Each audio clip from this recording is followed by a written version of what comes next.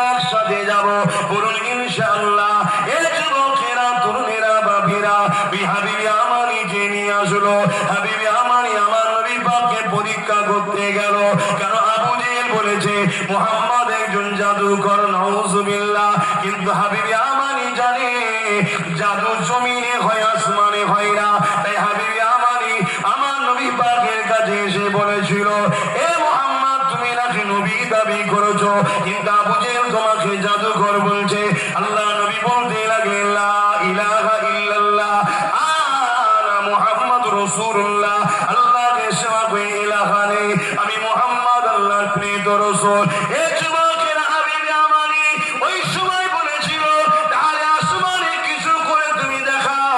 কেন নবীরা মুজিজা দেখায়, তুমি মুজিজা দেখো।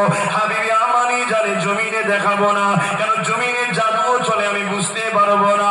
এই আসমানে দেখায়, আসমানে জাদু চলে না।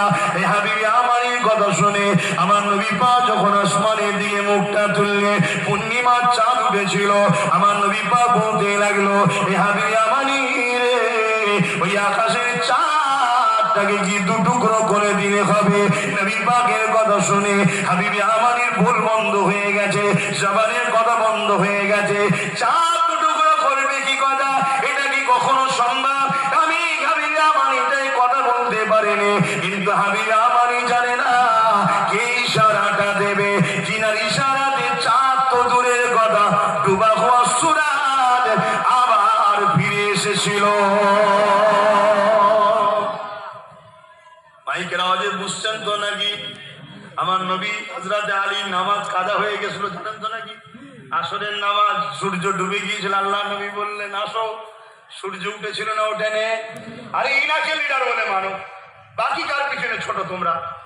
কে কাকে মানছে দেখার দরকার নেই। তোমরা উম্মতে মুহাম্মাদি, তোমাদের লিডার ইনি, তোমাদের নেতা ইনি, তোমাদের শাহিনশাহ ইনি, তোমাদের নবী ইনি। আব্বাসও তোমাদের লিডার নয়, আব্বাসও ইনার গোলাম। কথা মাথায় শুনছে? কিন্তু দুশ্মনী করবে ইসলামের বিরুদ্ধে যারা, তাদের ঝান্ডা ধরে ঘুরে ইনাকে লিডার বলে মানবো, এটাকে মুনাফিকি ছাড়া আর কিছু নয়। শুনছেন তো নাকি? বক্তা সেজে, মলি সাহেব সেজে, পীর সেজে, পীর জাদা সেজে